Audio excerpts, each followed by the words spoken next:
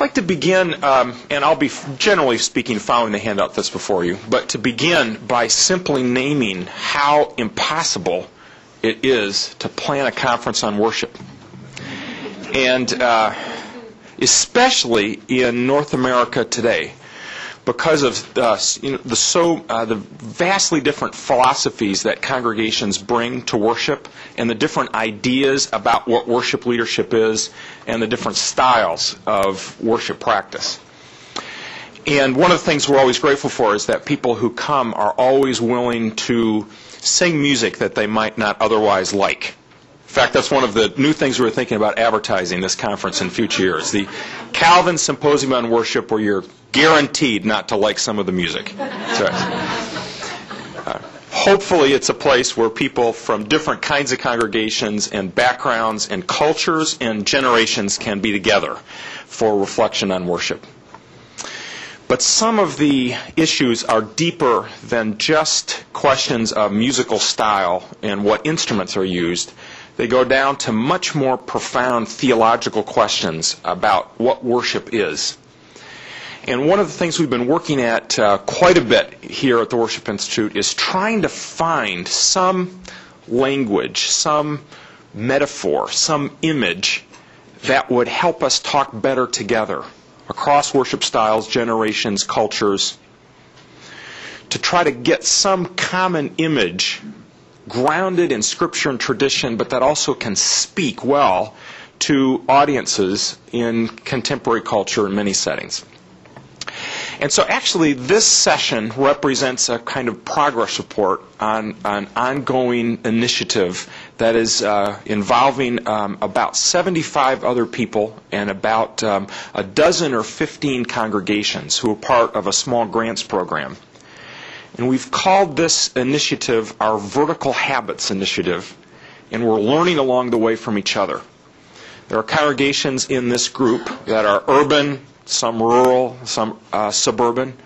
There are congregations that are mostly Anglo or Caucasian, that are mostly Asian American, that are mostly African American, that are wonderfully multicultural.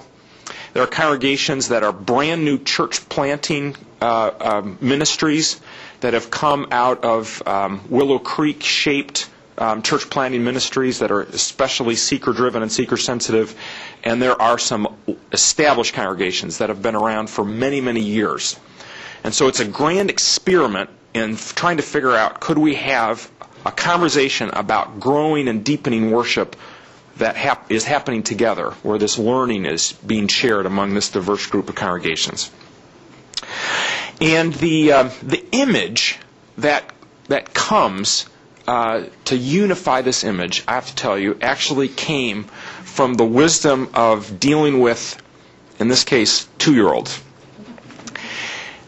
At our house, and some of you know the situation about in which I live at home, is the wonderful opportunity to try to be a parent, not only to a little girl right now who's 5 years old, but also to triplets who just turned 3. Which means that at our house there is a lot of life and a lot of activity.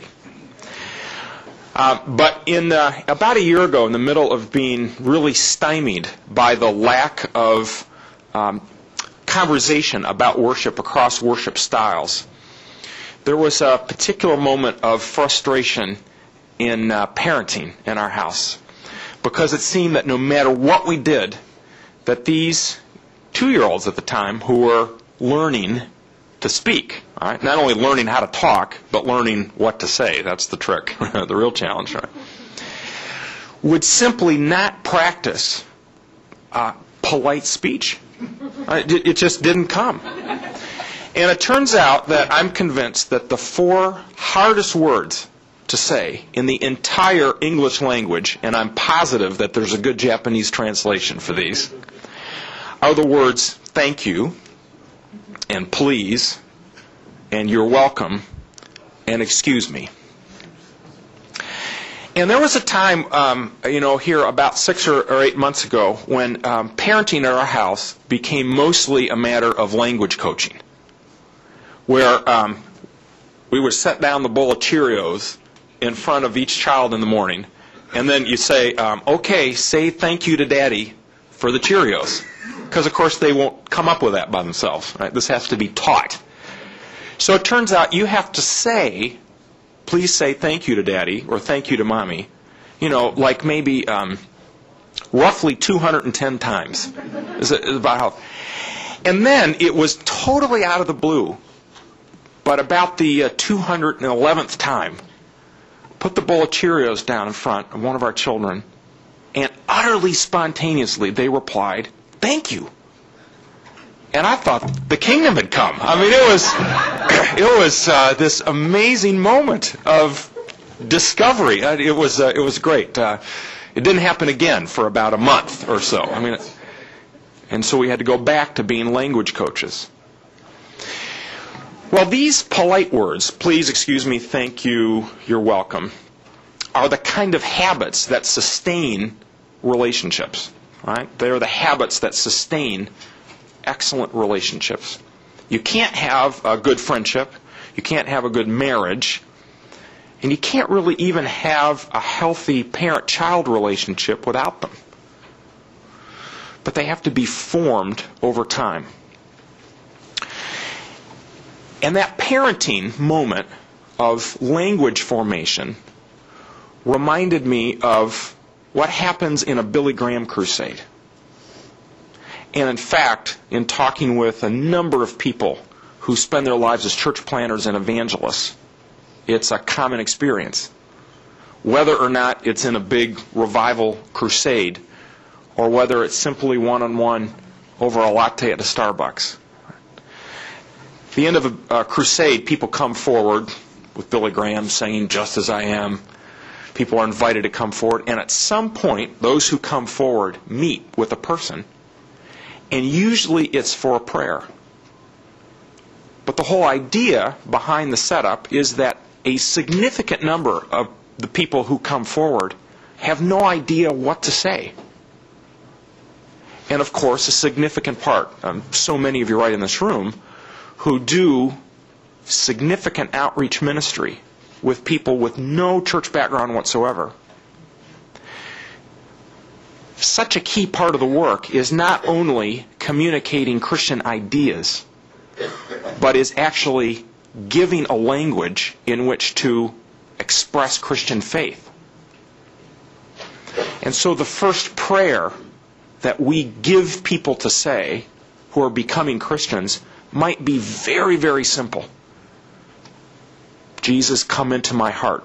Jesus, I long to know you more.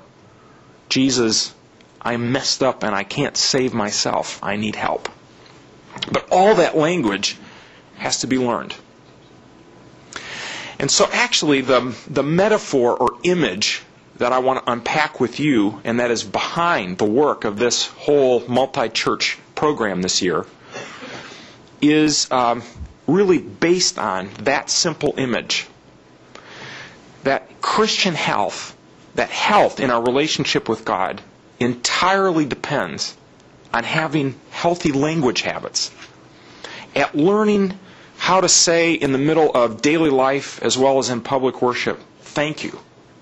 And at the end of the day, it boils down to some very simple and basic conversational moves. Learning how to say to God, we love you, we're sorry, thank you, I'm listening, help, that's an easy one to work on, help, bless you. And there are some others that we could distinguish too. And in some ways, you could think of an entire worship service as practice in those basic conversational moves.